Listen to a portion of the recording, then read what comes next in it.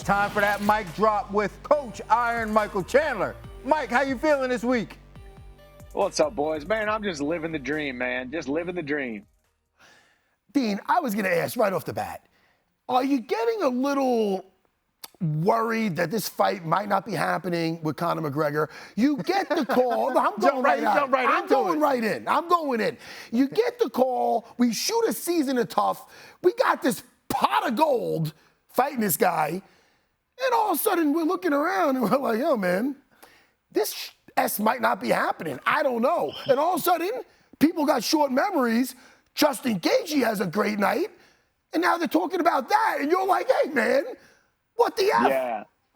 Yeah, the beautiful thing about mixed martial arts is it's the what have you done for me lately business, and everyone has a short-term memory, and we all succumb to recency bias. So everyone's like, man, we just saw Justin Gaethje compete. He went out there and beat Dustin Poirier. Man, we want to see him fight this guy. Hey, next week there's going to be another guy who has a great showing at any weight class, and they're going to want to see Conor fight him because Conor's going to get his little Twitter fingers going on the weekends every single time there's a fight and insert himself into the conversation. But I'm not really that worried about it. You know, I believe the fight is happening. The fight makes too much sense for it not to happen. I'm still the most entertaining guy on the daggum roster. Everybody wants to see the greatest comeback in combat sports history. So I think it's going to be me and Conor. That's it. So obviously, we just alluded to that fight between Justin and Dustin, BMF title.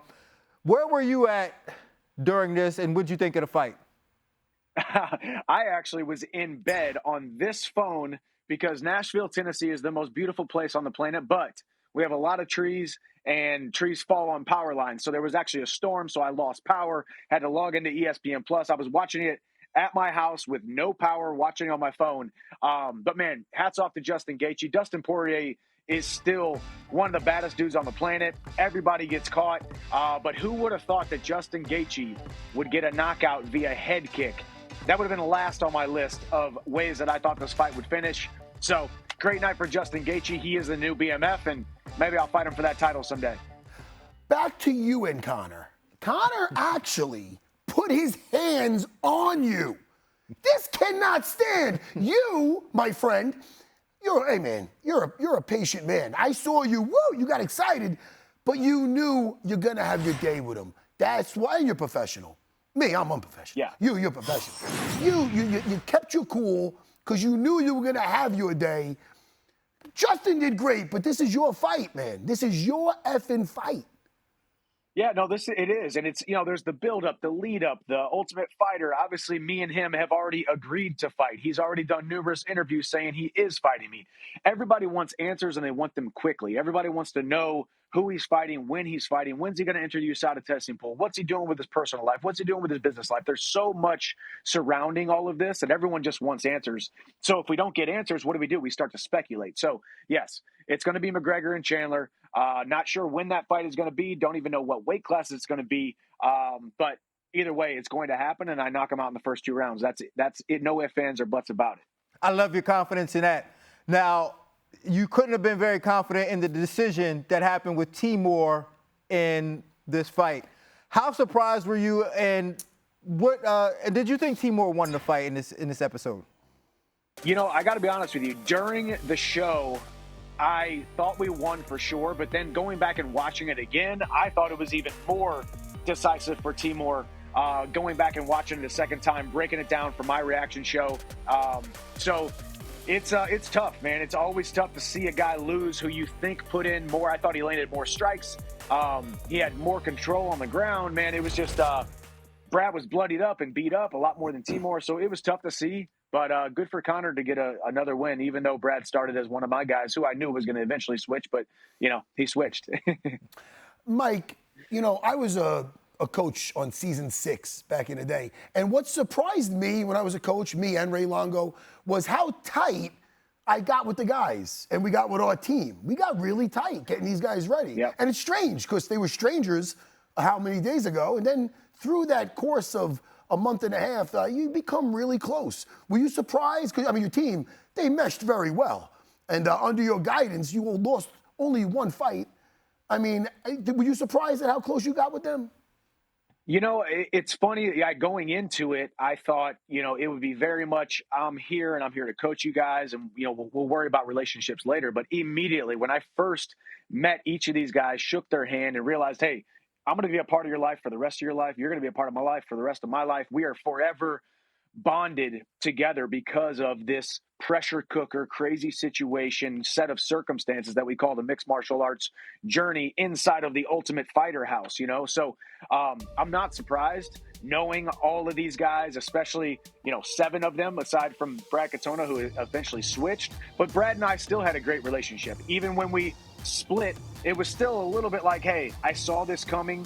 It makes sense for me. Go train with Kavanaugh and your team. But still, part of me wanted him to stick around because he started off as Team Chandler. I wanted to see him as Team Chandler and wanted to see him off into the finals. But here we are. All right, so he left. That thing went down the way it went down. Were you able to gather some intel on him and formulate a game plan against him based on that intel? Or was he just a better fighter that night for Timur? I think, obviously training with Brad for the first 3 or 4 weeks or so before, all of this happened, we had great intel on him. I had a lot of time spent with him, watching him train, so it almost becomes something where it's a little bit unfair because now you had us studying him for the last 3 weeks and then now he switches teams. But he also had a competitive advantage because now he's with the guys, the coaches that he wanted to be with probably the whole time. And that's nothing against him or me and my coaching staff. It just made a lot of sense. You want to be with what is comfortable. But Brad put on a great performance. It was a close fight. I think Timur put on an even better performance. I think Timur will still be in the UFC. Brad Katona obviously will because he's going to be in the finals. But I still think Timur is going to be in the UFC. He's UFC caliber. Both guys are. And I think Timur did enough to win that fight. Now, Mike, is it a question now of hurry up and waiting for Conor? Is that what's going on? Or are you just keeping the blade sharp? Yeah, pretty much, man. Just training every day, doing what I can, focusing on what I can control. I'm here in the studio. We're doing a ton of content for YouTube and doing all kinds of extra stuff outside of just training to continue to build the Ultimate Fighter, to continue to build me and my platform, continue to bring value to people. So I got no problem staying busy. If anything, I'm over busy. If anything, I'm overcommitted and overworked. So I got no problem staying busy to keep my mind off of this circus sideshow that is waiting for a fight with Conor McGregor. We knew it was going to be tough. We knew what we signed up for. We knew it was going to be a wild card, but here we are, a very, very many months deep into this thing, and I don't know if we have any more answers now than we did 3 months ago. Let's say that the fight with Conor doesn't happen. Let's say it does or doesn't. It doesn't matter really. But is there any chance that you get a rematch with Dustin Poirier? Definitely, possibly. That's definitely one I would like back. I think I was beating Dustin, until I, had a momentary lapse of judgment, had a broken nose, and he ended up finishing me, man. Hats off to him. Dustin is a perennial top guy. Justin Gaethje is another guy I'd love to run it back with. Charles Oliveira. Obviously, I would love that fight with Islam down the line, but I got to go get a couple wins before that happens. So I got a lot of big fights in my future. A lot of big opportunities, and there's no shortage of big fights for me to have. But I'm still focused on Conor. I do believe that the Conor fight is going to happen. When he does come back, there's one guy to fight, and his name is Michael Chandler. So I can't wait for it to happen. Maybe not by the end of this year anymore, but first quarter of next year. Well, we love it. We're rooting for you, and the world is in your hands, my friend. Good talking to you again this week. Can't wait to talk to you next week, man. I can't wait to see what happens in that next fight. That's really what I'm looking forward to, but we'll talk to you next week, Mike. Yes, sir. Appreciate you guys. See you at the top. Thank you for watching ESPN on YouTube. For live streaming sports and premium content, subscribe to ESPN+.